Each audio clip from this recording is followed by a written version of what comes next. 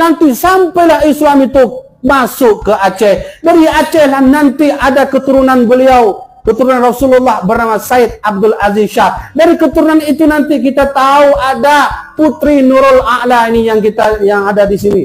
Walaupun saya belum pergi lagi, nanti saya pergi insya Allah ada waktu.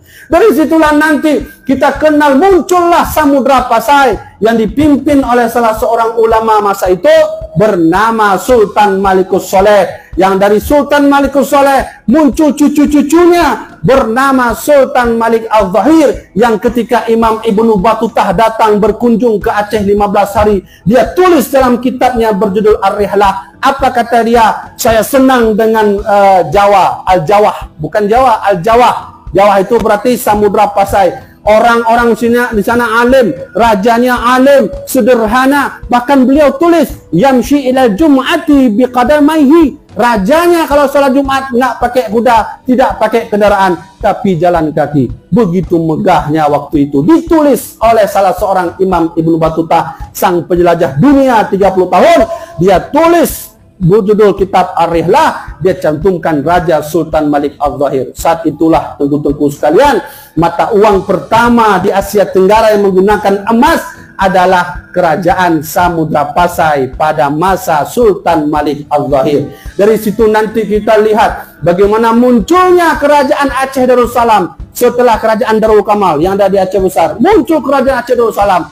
Di sanalah nanti kita berada pada titik peradaban tertinggi Islam di Aceh yang dipimpin oleh seorang anak muda berumur 14 tahun bernama Syekh Sulaiman.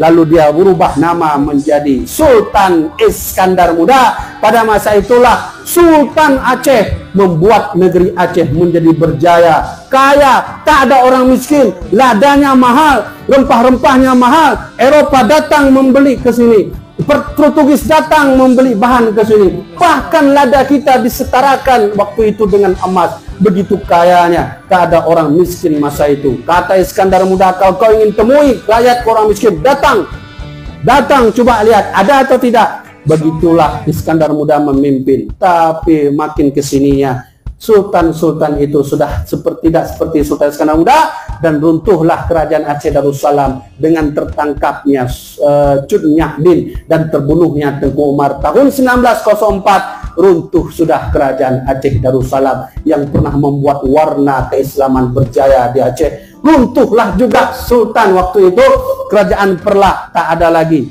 Kemudian runtuh lagi Samudra Pasai karena berperang dengan Majapahit. Dan resmilah sudah tak muncul lagi kerajaan itu, tak muncul lagi sultan itu. Tahun 1904 selesai. Sampai hari ini kita tak temui lagi raja yang adil seperti wilayah Indonesia yang paling banyak korupsinya. Alhamdulillah. Alhamdulillah. Ya, nomor 2, bayangkan itu kan perlu kita syukuri juga. Terkorup nomor 2. Kalau Indonesia nomor berapa? Kalau di dunianya, kalau kita di Indonesia itu nomor 2. Kalaulah dulu Imam Ibnu Battutah mengagumi Aceh ini dengan kayanya, dengan ilmunya, dengan peradabannya, dengan ekonominya, tapi hari ini tak muncul lagi. Kenapa tak muncul lagi? Karena rakyat Aceh tak mau lagi mengikut bagaimana yang sudah ditinggalkan ajaran oleh Rasulullah. Allah bejojohan nang ko kalau pemimpin danyo na lamang tubo. Menana judi be panjang ku penjelasan nang yo. Munyo kelen kalau untuk pemimpin yang god, kalau mbak semayang le, be kalau mbak peng le. Be kalau mbak peng le, be kalau ji pupu S1 PS. Be nyai le. Be yang kalau punya teman tubo, munyo na alhamdulillah le telapi kalau mantan yang lain. Masih ada yang lain. Kan ada tunggu kami lihat sholat. Kapan dia sholat? Waktu musim caleg. Itulah dia baru ya gitu kan. Kami tidak menyindir, kita saling memberi nasihat. Ulama bertugas memberi nasihat, pemerintah bertugas menjalankan nasihat kan gitu ya.